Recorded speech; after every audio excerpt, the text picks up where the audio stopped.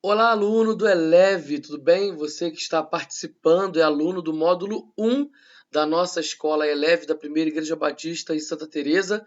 O módulo 1 é o curso Descubra e você está na aula 2 do curso Descubra, participando aí do módulo 1 da escola Eleve, um curso que é obrigatório para todos os membros da PIB Santa e também para você que quer ser membro da PIB Santa por carta de transferência, por reconciliação e também por batismo, ou vindo também de uma outra igreja evangélica por aclamação. Então, esse curso é para todos aqueles que são membros e aqueles que desejam ser membros. Deus abençoe sua vida. Vamos orar para começar nossa aula? Senhor, muito obrigado por esse momento, muito obrigado por essa oportunidade que a gente tem de usar a tecnologia para a gente poder estudar a sua palavra, crescer espiritualmente, buscar a sua vontade para fazer a sua vontade. Usa a minha vida, tem misericórdia de mim e abençoa a vida dessa pessoa que está assistindo e acompanhando essa aula do outro lado. Ó Deus, que ela venha crescer espiritualmente na sua palavra, na graça e no conhecimento e que ela possa viver os propósitos do Senhor. Em nome de Jesus, amém e amém. Glória a Deus, vamos começar aí a nossa aula. Vocês estão vendo aí já o slide da aula de hoje. E o que a gente vai falar hoje? Ó, o companheiro da nova vida, o Espírito Santo. E nós temos aí uma das qualidades do Espírito Santo, que é de ser amigo. Ele é o nosso amigo, nosso melhor amigo, Espírito Santo. E nesse slide vai falar da importância de termos amigos. Mas antes da gente caminhar para falar sobre a amizade e sobre o Espírito Santo, precisamos relembrar o que a gente aprendeu na primeira aula. Nós falamos sobre a conversão, sobre a nossa nova vida em Cristo. E quem é que dá esse start, esse pontapé inicial para que a gente venha conhecer a Jesus Cristo? É o Espírito Santo. Então, não tem como o ser humano se salvar e não tem como o ser humano produzir a própria salvação e muito menos escolher seguir a Cristo sem antes ser convencido pelo Espírito Santo. É Deus quem dá o primeiro passo para a salvação. Então, você, quando levantou a mão naquele culto, recebendo Jesus como seu único suficiente Salvador, você que se converteu em casa, você que se converteu no culto no lar, ou você que se converteu sozinho ali de madrugada, ouvindo um programa de rádio, eu não sei qual foi aí a sua experiência de conversão, muita gente já escreveu o seu testemunho, então não deixe de escrever o seu testemunho, que vale nota aí no nosso trabalho. Então, você teve a sua experiência, mas você não produziu essa experiência sozinho. O Espírito Santo é quem te convenceu do pecado, da justiça e do juízo. Foi ele quem te convenceu da necessidade para a salvação. E aqui entra um ponto bem pequeno para a gente não se estender tanto nesse assunto, e vale até um vídeo sobre isso, né? Falando sobre a forma que a nossa igreja enxerga a salvação. A nossa igreja, a Primeira Igreja Batista em Santa Teresa, faz parte da Convenção Batista Brasileira. Dentro desse grupo de igrejas que fazem parte da CBB, que é a Convenção Batista Brasileira, uns vão acreditar no sentido da salvação, de que Deus já predestina as pessoas para a salvação e também para a perdição. Ou seja, as pessoas já estão predestinadas para irem ao céu e para irem ao inferno. Então, dentro da Convenção Batista Brasileira, nós temos algumas igrejas, alguns crentes, que vão confiar e acreditar nessa teologia. Como que a nossa igreja pensa a teologia? Como que eu, pastor da igreja, penso nessa teologia? Eu acredito que foi o Espírito Santo que sim nos convenceu para que nós pudéssemos chegar a Deus, só que a graça de Deus, que é o favor que a gente não merece, ela é uma graça que pode ser resistida. Como assim, pastor? No primeiro grupo, eles acreditam que a graça de Deus ela é irresistível. A partir do momento que eles já recebem o convite do Espírito Santo, eles já se convertem e já vão para Cristo. Eu já não acredito dessa forma. Por que eu não acredito dessa forma? Quantas vezes você que se converteu aí na fase adulta, mas quantas vezes você já não recebeu o toque do Espírito Santo na sua infância, na sua adolescência? O Espírito Santo já estava te incomodando através de um amigo, de uma amiga, de um colega de trabalho. Ou seja, o Espírito Santo já estava te convidando e você estava o quê? Resistindo, resistindo, até que o momento em que você decide se arrepender e ter fé, ou seja, você se converte, mas você decidiu porque o Espírito Santo te convidou. Então eu acredito dessa forma e a Bíblia ela vai dar respaldo para isso. Por isso que eu falo que vale um outro vídeo para falar sobre isso, sobre a forma que a gente enxerga a salvação, porque se eu falar disso aqui, né, com base bíblica, um monte de coisa, vai ficar um vídeo muito longo e vai fugir um pouco do nosso assunto. Então a nossa igreja acredita dessa forma. E também nós acreditamos na onisciência de Deus, ou seja, ele sabe de todas as coisas do presente, passado e futuro. Deus sabe que aquela pessoa vai se arrepender e ter fé, e Deus sabe que outras pessoas não vão ter arrependimento e fé. Mas não é por isso que Deus deixa de convidar para o arrependimento, convidar para a salvação. Até porque, se o homem não vive essa salvação, ele mesmo é culpado de estar separado de Deus. Então, Deus, na sua infinita misericórdia e soberania, ele convida as pessoas para o arrependimento. E a graça, que é um favor que a gente não merece, essa graça, ela dá ao homem essa liberdade de escolha. Por mais que a nossa liberdade esteja deturpada, corrompida por causa da entrada do pecado, o ser humano continua mesmo com sua liberdade corrompida, mas ele recebe o convite ali do Espírito Santo e ele decide ter fé e se arrepender e caminhar com Cristo. E aí entra o processo da santificação. É um longo processo até a nossa chegada no céu, até o nosso encontro com Cristo. Os nossos irmãos que pensam diferente, que a partir do momento que a pessoa já recebe o toque do Espírito, ela já se converte, e aquela pessoa que não se converteu é porque ela não foi predestinada, porque ela não foi escolhida por Deus, eles acreditam dessa forma. Alguns textos bíblicos vão dar também embasamento para que eles possam acreditar dessa forma. Mas isso não nos afasta da comunhão cristã, isso não nos afasta da comunhão com Cristo e com a igreja. Até porque algumas igrejas batistas da nossa Convenção Batista Brasileira também acreditam dessa forma. E outras, a maioria, acreditam juntamente com a primeira igreja batista em Santa Teresa. Independente da forma de crença, os dois lados, né, os dois pontos teológicos vão acreditar em uma coisa, que é o Espírito Santo quem nos convence. Então, desde sempre, desde a nossa conversão, é o Espírito Santo que faz esse trabalho de convencimento.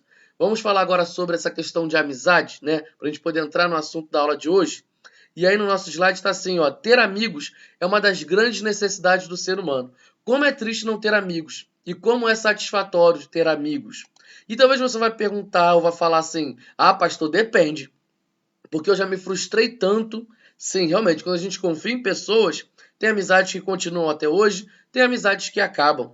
Por exemplo, a minha esposa, ela tem uma amiga que elas são amigas desde 1 ano de idade, né? Então, desde 1 ano de idade. Então há ali uma confidência. É óbvio que já teve tempos em que essa amizade estava mais forte, mais sólida fisicamente, porque elas moravam ali na mesma rua. Hoje já estão mais distantes, mas não deixaram de ser amigas. Continuam contando segredos, continuam conversando, continuam caminhando. Então é bom ter amigos. Eu sempre tive dificuldade de ter amigo, de falar dos meus segredos, dos meus podres para alguém. Eu sempre sou uma pessoa muito desconfiada das coisas, né? Mas, graças a Deus, Deus me deu amigos, amigos que eu posso orar junto, que eu posso caminhar e eu posso falar. Realmente é satisfatório ter amigos. É satisfatório você ter alguém para você abraçar e ser abraçado. É bom também você ajudar e ser ajudado, de você saber que você não está sozinho. Então, graças a Deus, hoje eu tenho essas pessoas para caminhar comigo. Então, é satisfatório ter amigos. E o relacionamento de Jesus com os seus discípulos lá na Palestina, lá no território ali onde hoje é Israel. Então, hoje, naquele período, quer dizer, quando Jesus caminhava com os seus discípulos, era uma relação de amizade. Jesus caminhava com eles e tratava eles como amigos. Então, fica aí já o nosso entendimento do relacionamento de Jesus com eles. E aí, você tem ou teve um bom amigo? Qual a experiência mais significativa que você vivenciou com esse amigo? E aí, você tem uma história legal com amizade, com alguém? Você tem uma experiência onde você precisou de ajuda, onde você precisou de consolo, e esse amigo foi lá te ajudar e você se sentiu abraçado, se sentiu acolhido? Qual é a experiência que você tem, né, de caminhar com um amigo? Eu tenho experiências, mas eu acho que uma das experiências mais legais com a amizade foi o que a minha esposa vivenciou com a amiga dela, essa amiga que eu contei desde 1 ano de idade. Essa amiga veio para o Rio de Janeiro numa viagem, turistando, ela já veio aqui várias vezes, mas ela pôde conhecer a nossa casa, a gente pôde passar um tempo juntos no final de semana. E aí, essa amiga bem aventureira inventou de fazer uma trilha na Pedra Bonita, ali na região de São Conrado, né? E aí, a Gávea, por ali, gente, eu me perco aí nos bairros. Mas a gente foi fazer essa trilha. E aí, a Angélica foi junto, só que a Angélica tem uma limitação com a perna, né? E a Angélica falou assim: é muito longe, é muito difícil. E a amiga: não, que isso? Você vai gostar. Só que sobe, sobe, sobe, sobe. É um percurso que dá para fazer ali num tempo relativamente bom, mas pela limitação da Angélica, a gente demorou mais um tempo para subir. E a Angélica já no meio do caminho querendo desistir, mas a amiga conhece a outra amiga. Então, essa amiga lá de Brasília, chamada Amanda, sabia que a Angélica queria parar, e aí parava, bebia uma água, comia alguma coisa, tirava foto, registravam memórias. Ela ajeitou a Angélica lá para tirar algumas fotos legais, com óculos escuros. Então, assim, essa amiga estava ali, influenciando, encorajando, e a Angélica já no finalzinho da trilha já estava ficando com raiva, mas quando chegou no final, valeu tudo a pena, né? Valeu a pena estar ali. Então a Angélica se sentiu vitoriosa, se viu como corajosa por ter aguentado aquela trilha, independente da limitação que ela tinha. E a volta foi até mais tranquila, porque a gente já conhecia o percurso e tal. Então, assim, foi uma experiência muito legal a gente ter passado ali naquela trilha, onde uma amiga encoraja a outra para vencer as suas limitações. Então, achei essa experiência muito legal. Qual é a experiência que você tem de amizade com alguém? E aí, falando disso, né? Da relação de Jesus com os seus discípulos, que foi de amizade, só que Jesus não está mais fisicamente entre nós. E aí? Então, os discípulos perderam o seu amigo. Será que eles ficaram agora sem amigo? O que Jesus fez, né, para suprir essa falta, para suprir a falta da presença física entre os seus amigos? Então, quando Jesus ascendeu ao céu, ele disse que os discípulos não ficariam sozinhos. Opa, que interessante! Jesus é amigo, Jesus é presente, Jesus se fez presente na vida deles e eles tiveram experiências satisfatórias, experiências memoráveis, incríveis com esse Jesus, com esse amigo, com esse líder amigo, com esse amigo líder. Mas agora Jesus está em clima de despedida, está dizendo: olha, eu vou subir aos céus e tal, e eu vou estar enviando um outro amigo. Será que Jesus deixou eles sozinhos? Ou será que Jesus supriu essa falta? Então ali, ó, na sua opinião, o que significa essas palavras de Jesus? O que significa isso tudo? Para isso a gente vai para a Bíblia agora. Então, por mais que a gente esteja aqui usando a tecnologia, eu te encorajo a pegar a Bíblia de papel ou a Bíblia do seu celular, se você não estiver usando o celular assistindo a aula, e você abre lá comigo em João, capítulo 15, versículo 15. João, capítulo 15, versículo 15. Pausa o vídeo, procura e depois você dá o play novamente.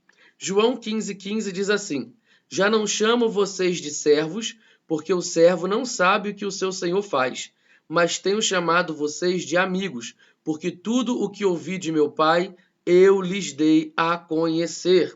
Olha só que interessante, eu não chamo vocês de servo, mas chamo vocês de amigo, porque o servo não sabe o que faz o seu senhor. Pastor, vamos entender isso aí direito?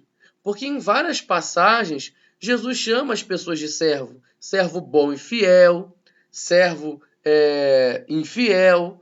Então, assim, a Bíblia também chama as pessoas de servos do Senhor. Então, por que Jesus está mudando agora a nomenclatura? Não é mais servo, é amigo.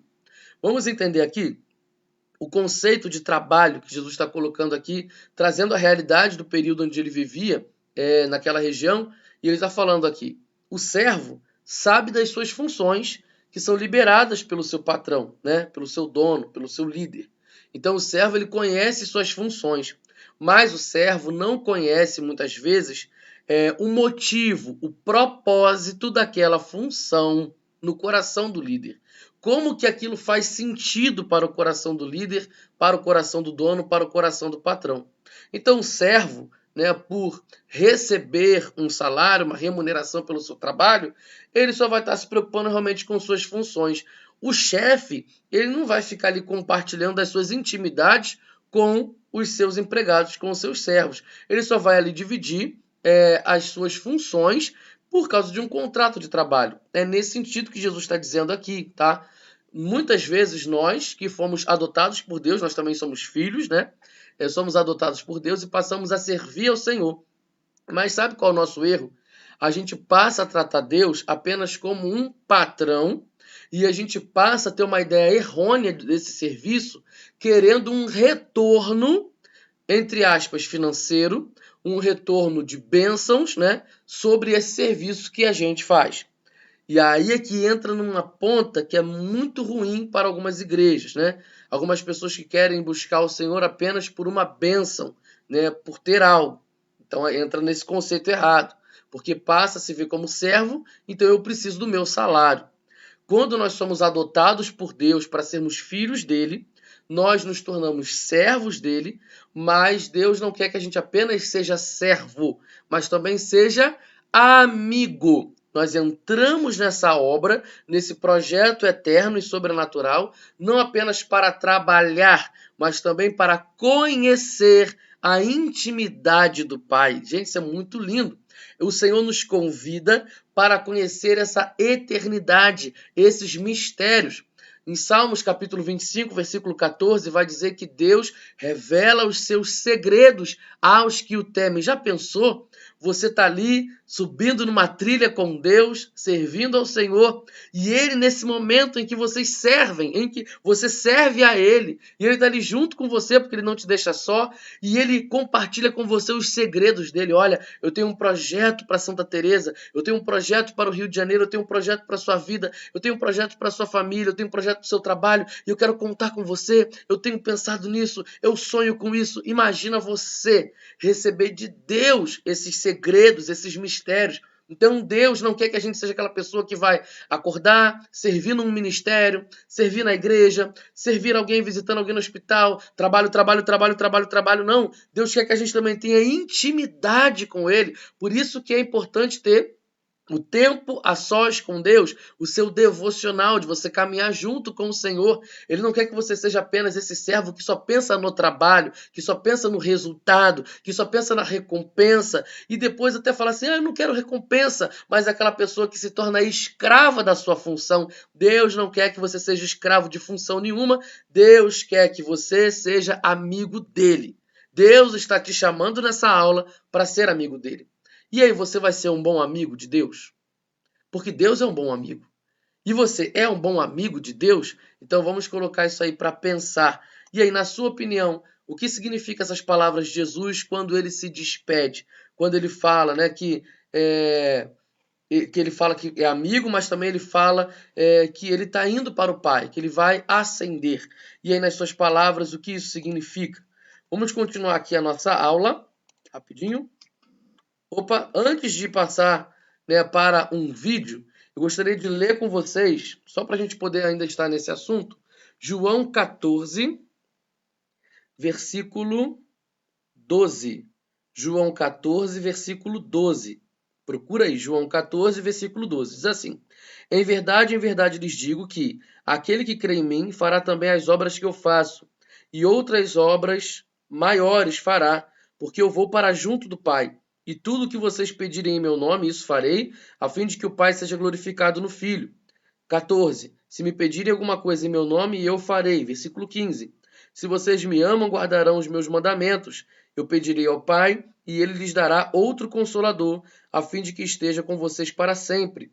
É o Espírito da verdade que o mundo não pode receber, porque não o vê, nem o conhece. Vocês o conhecem, porque ele habita com vocês e estará com vocês.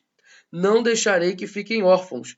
Voltarei para junto de vocês. Mais um pouco, e o mundo não me verá mais. Vocês, no entanto, me verão, porque eu vivo e vocês também viverão.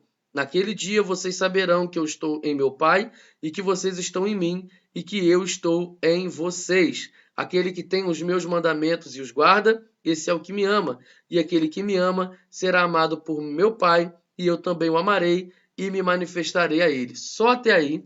Vamos refletir sobre esses textos na sua mente.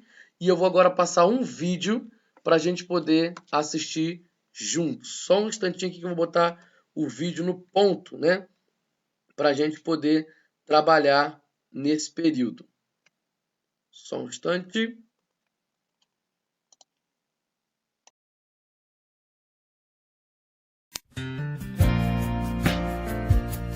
Heavenly Father, we love your precious name.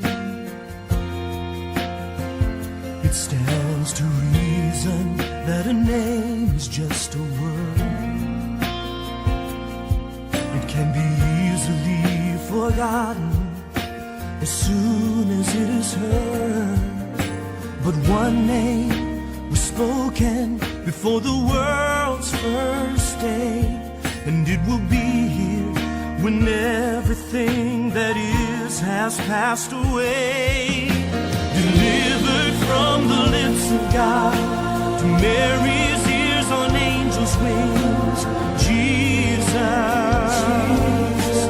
Jesus, the word that came to life for us, the song that all creation sings, Jesus, oh Jesus, the proudest nations of the earth have come and gone, but Jesus, the name lives on. When I'm awakened by a terrifying dream, and desperation reaches out and clutches me, when I'm so afraid that I don't even know how to pray, I simply speak it and I feel it, and it chases fear away. Delivered from the lips of God to Mary's ears on angels' wings, Jesus, sweet Jesus, the word that came to life for us, the song that all creation sings, Jesus, oh Jesus, the proudest nations of the earth have come and gone, Jesus, the name lives on. Eternal hope and promise, the ever-breaking dawn. When time itself is over, the name lives on and on.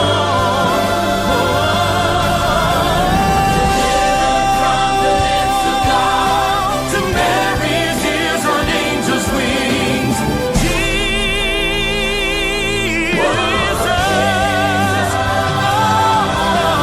word that came to life for us, the song that all creation sings, Jesus, sweet Jesus, the proudest nations of the earth have come and gone, but Jesus, the name lives on. The proudest nations of the earth have come and gone, but Jesus, the name lives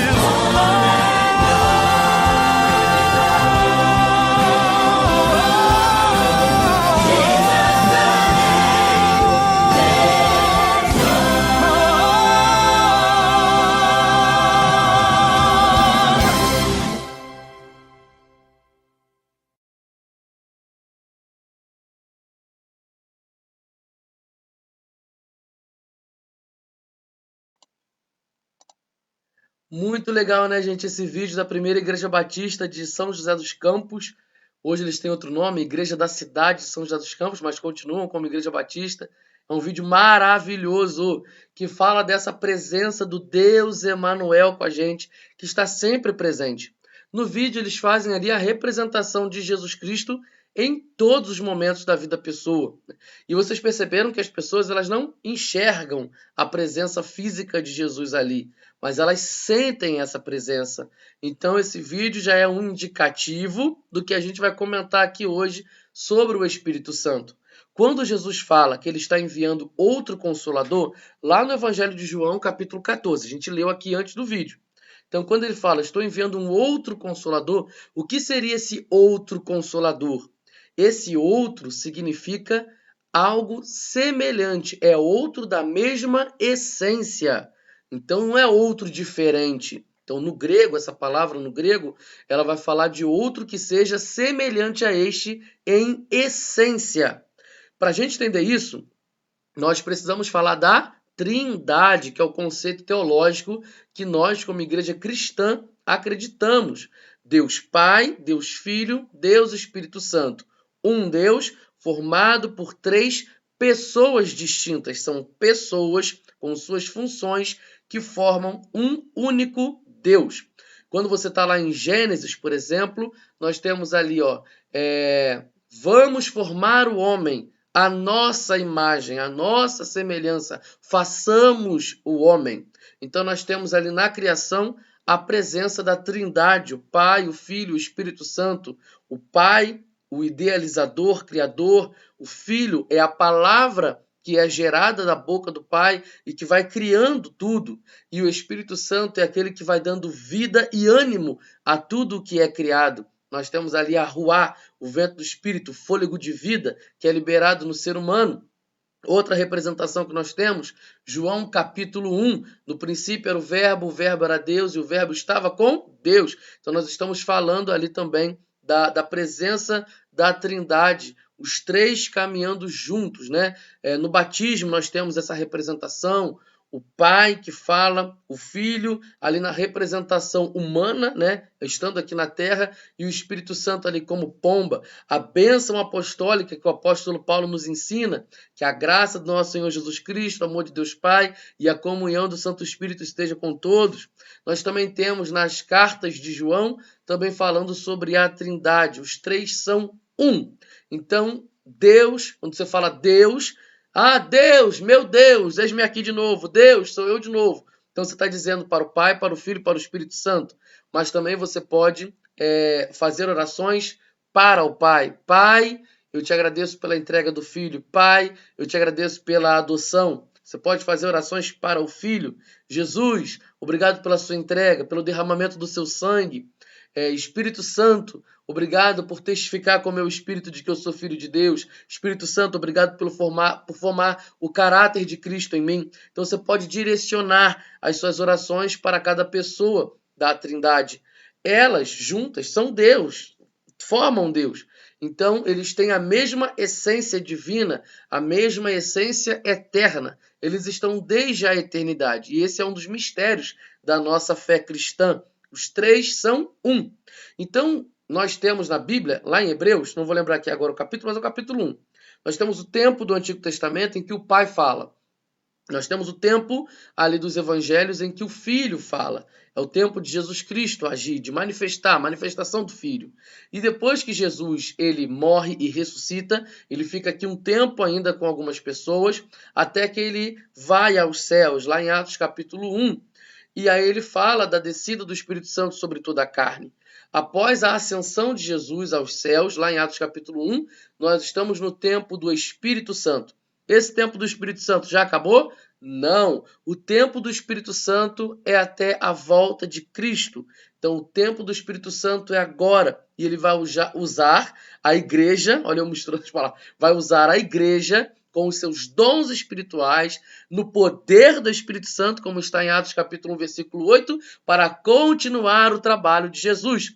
E é assim que Deus se manifesta a sua amizade. No Antigo Testamento nós temos a amizade de Deus com Abraão, por exemplo. No Novo Testamento nós temos a amizade de Jesus com seus discípulos. Olha Deus também sendo amigo aí, ó. Deus representado ali em Jesus Cristo, né, manifestado no Filho, com amizade com os discípulos. E agora nós temos o tempo do Espírito. O Espírito Santo é Deus. E ele também está buscando essa amizade com a gente. Então, Jesus prometeu um outro Consolador, alguém semelhante. E o Consolador é ser chamado ao lado, Paráclitos, aquele que intercede. É alguém que é chamado para caminhar ao lado. Você viu no vídeo que Jesus ali representado caminhava com aquelas pessoas, andava lado a lado com aquelas pessoas. E essa é uma das missões do Espírito Santo, Paráclitos, andar lado a lado, caminhar ao lado, estar junto, interceder, consolar, ajudar, animar, encorajar. Então esse é o trabalho do Espírito Santo e que Jesus enviou esse Espírito Santo. E aí Jesus está dizendo o seguinte, olha, vocês não estão sozinhos, vocês não vão ficar sozinhos, né? Eu vou vir, eu estarei com vocês. Só que Jesus não está falando só da volta dele lá no futuro. Ele está falando da vinda do Espírito Santo, ou seja, eu estarei com vocês. Então, segundo Jesus, o Espírito Santo é o outro auxiliador, o outro consolador. A palavra grega correspondente a outro significa do mesmo tipo, semelhante, e já auxiliador significa companheiro, ajudador. O que Jesus quis dizer é que o Espírito Santo seria um substituto à sua altura no relacionamento com os seus discípulos. Ele é o Espírito, ele e o Espírito são um só Deus, têm a mesma essência divina. Estar com o Espírito Santo é semelhante a estar com Jesus. O Espírito Santo seria o companheiro de vida dos discípulos e de todos os discípulos que viriam a crer, que somos nós. Então, Jesus, como que eu vou ter amizade com Jesus, pastor? Através do Espírito Santo. Como que eu vou ter um relacionamento de amizade com Deus? Através do Espírito Santo. Deus está te chamando para ser amigo dele por meio do Espírito Santo. Gente, isso é lindo demais, é maravilhoso demais. E aí, o Espírito agora mora em nós. Lá em 1 Coríntios, capítulo 6, versículo 19, vai dizer o seguinte, será que vocês não sabem que o corpo de vocês é o templo do Espírito Santo que vive em vocês e lhes foi dado por Deus? Então o Espírito Santo é esse grande companheiro que agora mora também em nós. Nós somos a habitação do Espírito Santo. E aí é uma certeza de que o nosso Deus é Deus Emanuel. O que significa Emanuel? Deus conosco, Ele está sempre conosco até os confins da terra, até os fins dos tempos. Ele está sempre conosco até a eternidade. Ele está sempre conosco. Então, busque essa amizade com Deus, porque Deus está interessado em ser seu amigo. Mas agora é sua responsabilidade se manter nessa amizade. Então, essa amizade ela não só tem uma via, é uma via de mão dupla. Deus convida você para ser amigo, mas você também precisa ser amigo de Deus. E a Bíblia vai dizer que aquele que é amigo de Deus, ele é inimigo do mundo, ele é inimigo do mal. Então, fica aí essa ênfase para a gente poder trabalhar aqui sobre o Espírito Santo. E agora nós vamos trabalhar as características do Espírito Santo. Quem é esse Espírito Santo? Então, o Espírito Santo é Deus e o Espírito Santo é uma pessoa. Eu já falei aqui sobre o Espírito Santo ser Deus, algumas características que a gente tem na Bíblia, mas nós temos aqui, características de Deus. Quais são as características de Deus? Quais são as características de Deus que a gente tem aí, Vê o slide, O Espírito Santo é Deus e o Espírito Santo também é uma pessoa. E em sua opinião, quais são algumas características de Deus? Então aí entra, é como a gente está numa aula online, não tem como fazer essa pergunta e você me responder para saber se está certo ou errado.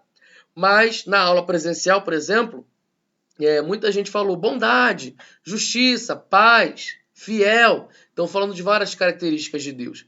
Só que existem as características que o Senhor comunica com a gente, compartilha com a gente, e tem as características que só Deus pode ter. Então, por exemplo, bondade é uma característica que o Senhor comunica com a gente, compartilha com a gente. Você também pode ser bom. Justiça, você também pode ser justo e viver uma vida justa, uma vida de comportamento aprovado pelo Senhor. A fidelidade, Deus também compartilha dessa característica com a gente. A eternidade, por exemplo, é algo que o Senhor vai compartilhar com aqueles que vão crer nele, que vão passar a eternidade com ele. É algo que nós temos quando nós recebemos Jesus Cristo, que é a vida eterna. Então a eternidade também é algo que o Senhor comunica com aqueles que creem nele. Então tem muita coisa que o Senhor compartilha com o ser humano E o ser humano só vai conseguir viver aquilo de forma plena caminhando com Deus. Ah, pastor, muita gente que eu conheço, que não é evangélica, que não é cristã, que não conhece Jesus, que não é filho de Deus, mas são bons, são justos.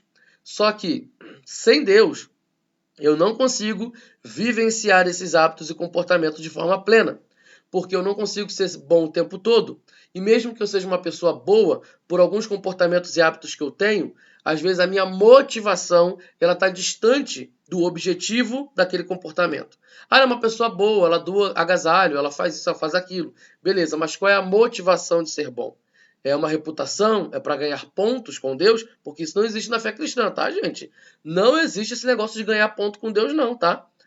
Não é a nossa reputação que vai ganhar. Ah, Deus vai me olhar e vai ver. Olha, ele merece. Gente, merecimento, meritocracia é uma coisa que não existe no Evangelho, ok?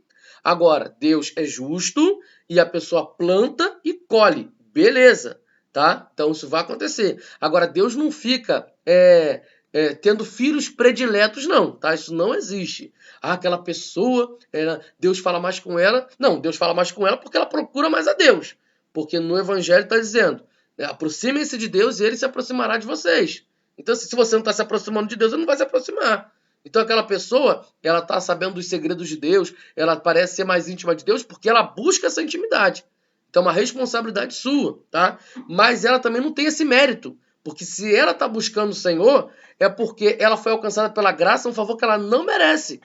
E ela, se ela está vivendo um tempo de plenitude com Deus, foi porque o Espírito Santo convenceu ela de viver aquilo. Ou seja, ela também não pode bater no peito e dizer, olha só que eu estou vivendo com Deus, hein? Não, ela não pode fazer isso.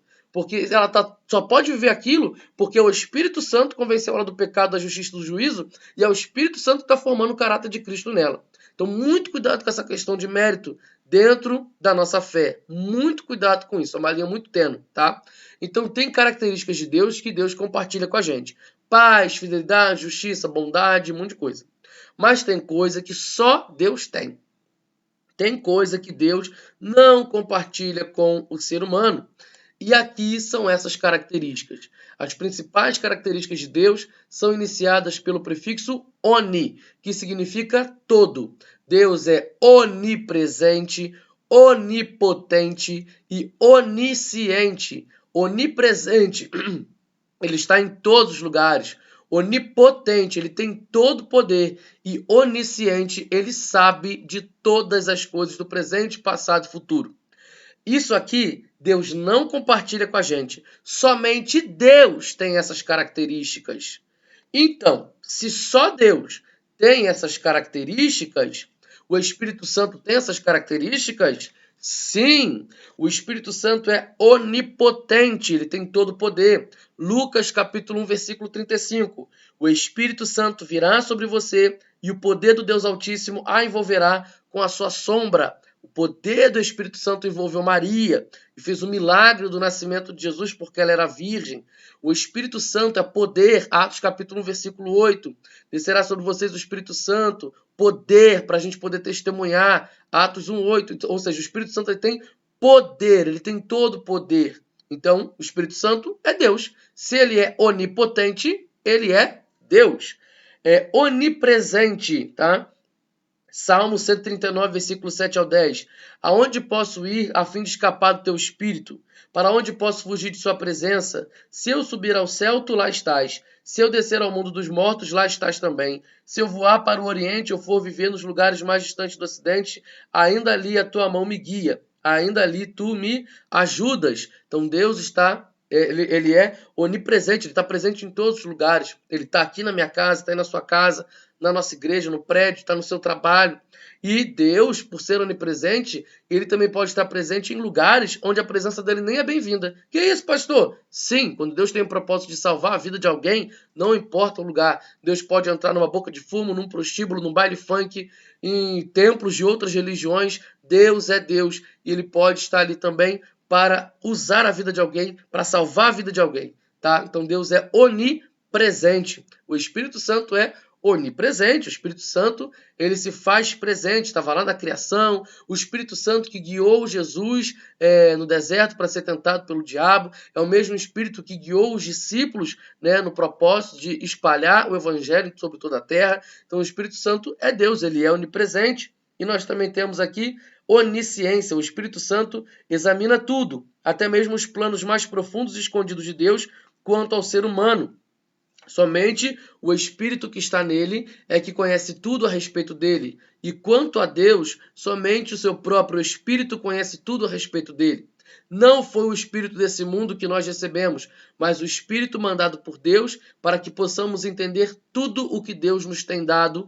1 Coríntios, capítulo 2, versículos 10 até o 12. Então, o Espírito Santo é Deus e a Bíblia, ela nos dá várias bases bíblicas, várias provas de que o Espírito Santo é onipresente, onipotente e onisciente. Logo, entendemos que o Espírito Santo é Deus. Agora que a gente sabe que o Espírito Santo é Deus, qual deve ser a nossa postura diante dele?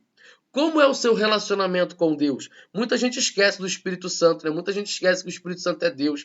Infelizmente, algumas pessoas vão falar que o Espírito Santo é uma energia, que o Espírito Santo é uma força. O Espírito Santo é Deus. Então, o Espírito Santo é uma também pessoa, mas vamos chegar lá. Mas o Espírito Santo é Deus. Qual o seu relacionamento com Deus? Respeito, reverência, adoração, louvor? Tudo isso você vai dirigir para o Espírito Santo. Você busca a Deus, você pode buscar o Espírito Santo no sentido de ele já está aqui quando você se converteu, tá? Quando nós recebemos Jesus como único e suficiente Salvador, o Espírito Santo já habita o crente, já mora no crente. Mas a Bíblia fala sobre encher do Espírito Santo. O que seria encher do Espírito Santo? Não é buscar, não é ter mais do Espírito Santo, não. O Espírito Santo já está aqui. Esse encher é mergulhar, é se aprofundar nesse relacionamento de amizade. Então, encher-se do Espírito Santo é você se aprofundar. Você já tem, mas você não se aprofunda. Eu sempre uso exemplos simples da nossa casa. Às vezes você tem um liquidificador com 17 funções. Ele tritura, descasca, não sei o que, faz um monte de coisa. E você só usa uma. Mas a partir do momento que você mergulha, você se enche daquele conhecimento e você passa a usar outras funções e você começa a ter uma vida mais plena, mais satisfatória, dos legumes que você pode ali triturar, fazer um monte de coisa, porque você descobriu, você caminhou mais fundo, você mergulhou nas funções daquele aparelho de eletrodoméstico, daquele liquidificador com não sei quantas funções. Então o Espírito Santo já está ali, ele está todo presente dentro de você, ele já está habitando dentro de você. Então mergulhe nesse relacionamento, né? Busque esse conhecimento, caminhe com ele. Então a gente fala assim, acho que o Espírito Santo não está tocando em mim. É você que não está tocando nele. O Espírito Santo já mora em você se você já é crente. Então se você está sentindo falta dele é porque você está distante. Ele está dentro de você. Então busque o Espírito Santo, mergulhe nesse relacionamento. Isso é encher-se dele, tá?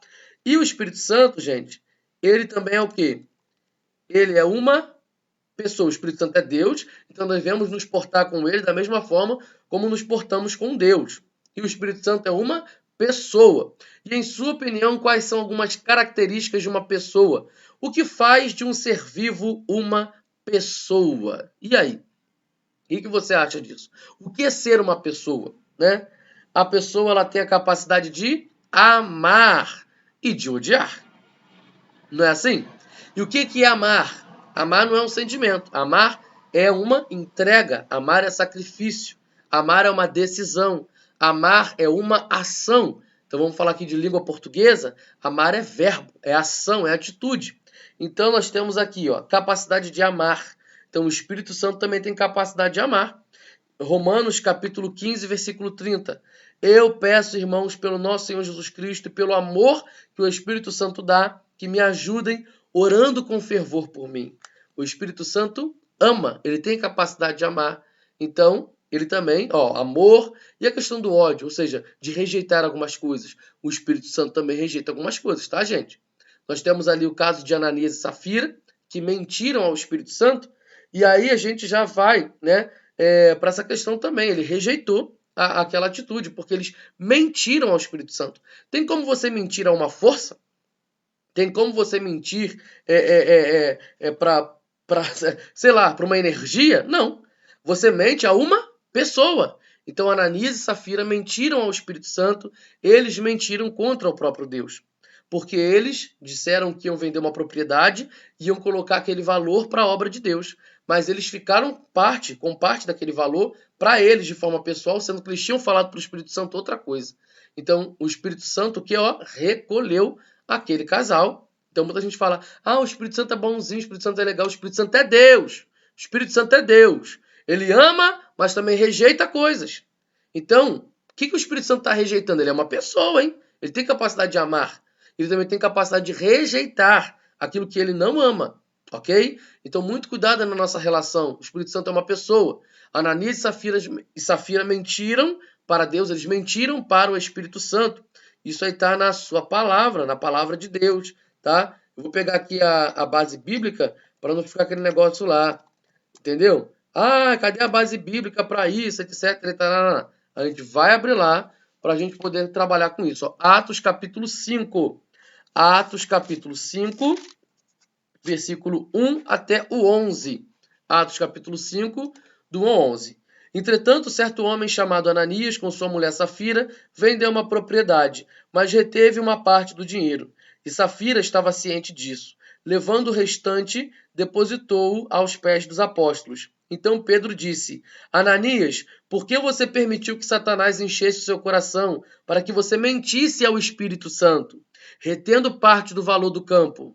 Não é verdade que conservando a propriedade seria sua e depois de vendida o dinheiro não estaria em seu poder? Por que você decidiu fazer uma coisa dessas? Você não mentiu para homens, mas você mentiu para Deus. Espírito Santo é Deus. Está aqui, ó. Ouvindo essas palavras, Ananias caiu morto e sobreveio grande temor a todos os que souberam do que tinha acontecido. E também, depois continuando aqui, até o 11, vai falar da morte de Safira. Ou seja, o Espírito Santo é Deus e também é uma pessoa. Não tem como você mentir, né, para uma força e para uma energia. Outra coisa que uma pessoa tem é a capacidade de se emocionar. Você sente coisas, não é? Então o Espírito Santo também sente. Efésios capítulo 4, versículo 30. Não façam com que o Espírito Santo de Deus fique triste, ou seja, não entristeçam o Espírito Santo. Efésios 4, 30. Com as nossas atitudes, com os nossos comportamentos, você pode estar entristecendo o Espírito Santo. Não tem como entristecer uma força, não tem como entristecer uma energia. Você entristece uma pessoa. Pastor, que estranho. Mas ele é espírito e é pessoa? Gente, ser pessoa, aqui ó, não depende da carne e osso, né? Porque a carne da gente aqui, ó, esse corpo aqui, ele abriga a pessoa que somos nós, né? Então, assim, isso aqui é uma caixa que abriga a pessoa, né?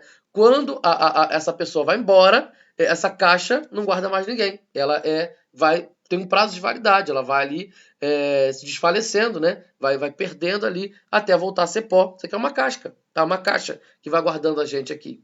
Então o Espírito Santo é uma pessoa. Tem um teólogo chamado Langston, um teólogo batista, ele vai dizer que Deus é espírito pessoal. Tá? Então ele vai falar sobre isso. Deus é espírito, sim, Deus é espírito, como está lá em João capítulo 4, mas ele é uma pessoa. Tá? Então o Espírito Santo também é espírito, é uma pessoa, ele é Deus.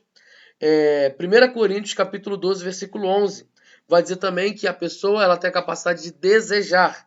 Finalmente o Espírito Santo tem vontade. É um só e o mesmo Espírito quem faz tudo isso. Ele dá um dom diferente para cada pessoa conforme ele quer. Você quer uma pessoa, você quer um monte de coisa e não quer um monte de coisa. Você deseja, almeja, sonha, planeja. Você é uma pessoa que tem tudo isso, né? Então o Espírito Santo ele também deseja, o Espírito Santo ele também libera os dons conforme ele quer, fazendo a vontade dele. E ele é Deus, ele é soberano, ele faz aquilo para um propósito eterno, coisas que às vezes a gente não vai entender agora. Agora, se o Espírito Santo é uma pessoa,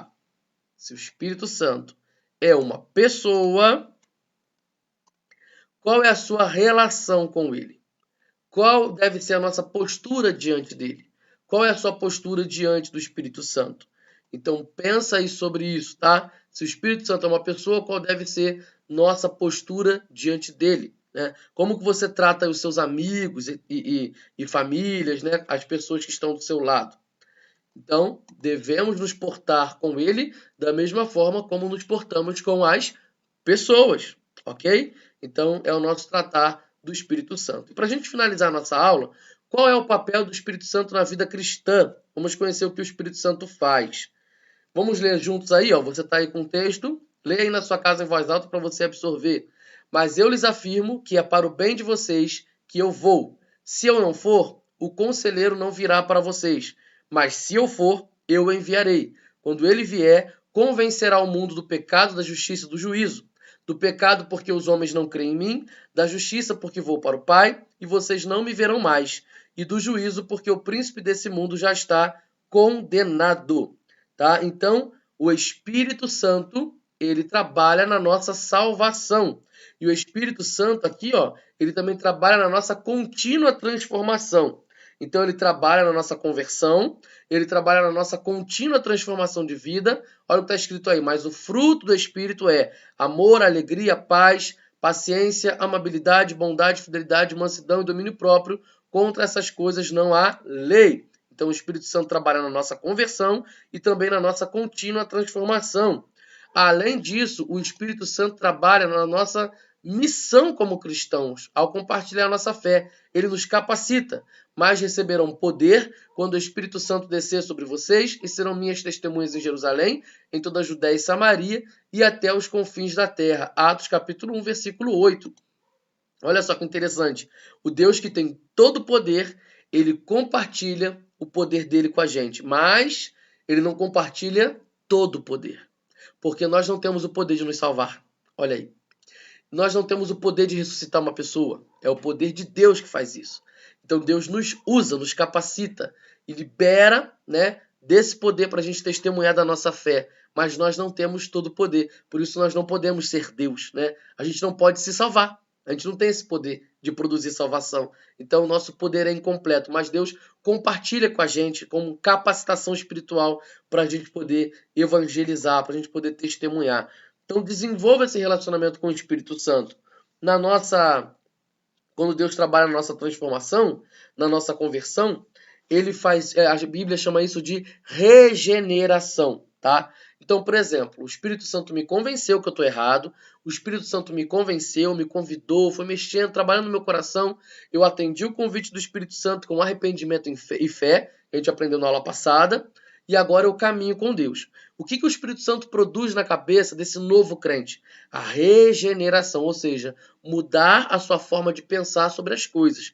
Eu mudo a minha forma de pensar sobre o meu próprio corpo, eu mudo a minha forma de pensar sobre o meu relacionamento com as pessoas, eu mudo a minha forma de pensar sobre a eternidade, sobre o meu dinheiro. Há uma transformação de mente. Regeneração é uma mudança, uma transformação que acontece na minha mente. E é o Espírito Santo que faz isso, tá?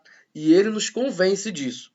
Por exemplo, nossa transformação contínua, que é o processo de santificação. Então, regeneração acontece ali na nossa conversão, ok? Mas também nós vivemos no processo da santificação. E santificação já é um processo, é algo que a gente vai caminhando e aprendendo. Tem pecados que você conseguiu se livrar deles de forma mais rápida. Mas agora tem pecados, né, que são pecados domésticos, que você foi domesticando, você foi convivendo com eles e você tem dificuldade de vencer. Então esse processo de santificação vai te ajudar a vencer os pecados, as tentações, ao você lidar no mundo espiritual. Então há uma transformação contínua. A estatura de varão perfeito, a perfeição, ela só virá quando a gente se encontrar com Cristo, ok? Não é nessa terra. Então, por isso que nós temos uma contínua transformação até o nosso encontro com Cristo. Então, não vai chegar um momento aqui na Terra que você vai dizer: eu acho que não preciso de mais nada do Espírito Santo. Eu já cheguei no ápice. Ei! Não tem esse negócio não, tá? De ápice. Cheguei no meu ápice. Já tá bom, o que eu aprendi de Deus já tá bom. Eu já li a Bíblia, tá bom. Tem gente que já falou isso comigo. Pastor, mas eu já li a Bíblia toda, tá bom, né? Eu falei: tá bom nada, meu querido. É uma contínua transformação.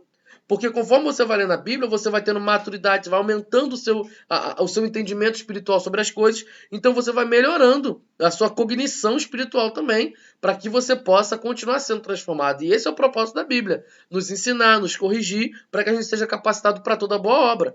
Mas isso não é uma vez só, é um processo, ok? Então o Espírito Santo também nos ajuda na regeneração e também ele nos ajuda para compartilhar a palavra. Pastor, eu tenho vergonha de evangelizar. Isso só denuncia uma coisa: que você não tem um relacionamento de amizade com o Espírito Santo. Pastor, isso é muito forte. É sim, é forte, tá? Isso é uma denúncia.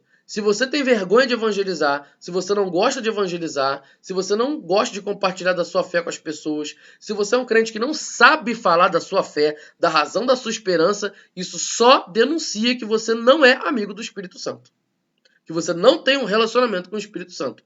Porque não tem como uma pessoa que tem um relacionamento com o Espírito Santo e não gostar de evangelizar, e não gostar de falar de Jesus para as outras pessoas, e não gostar de ensinar o caminho da verdade, da transformação e da vida eterna para outras pessoas. Se você tem relacionamento com o Espírito Santo, a sua vida vai ser uma vida missionária. Agora, se você diz que tem relacionamento com o Espírito Santo, porque você tem N dons espirituais, e eu não sou contra dons espirituais, ok? Eu acredito nos dons espirituais, eu acredito na capacitação do Espírito Santo nos dons espirituais, dom de curar, dom de profecia, dom de falar em línguas. Eu creio em todos os dons que estão escritos lá em 1 Coríntios 12, 1 Coríntios 14 e também 1 Coríntios 13, para falar sobre o amor que está acima de todos eles. Eu creio dali piamente. Mas todos os dons espirituais me levam a caminhar para o evangelismo, para compartilhar a minha fé. Se eu falo que eu tenho relacionamento com o Espírito Santo só porque eu profetizo sobre a vida de alguém, porque eu boto a mão na cabeça de alguém se alguém é curado, ou porque eu falo em línguas, mas eu não evangelizo, então está incompleto esse meu relacionamento. Está incompleto. Eu não tenho então um relacionamento com o Espírito Santo. Se você não gosta de evangelizar, se você não tem uma vida missionária, se você não tem compaixão pelas pessoas, isso só denuncia a falta de amizade que você tem com o Espírito Santo. Então, muito cuidado na sua análise sobre ter amizade com o Espírito Santo.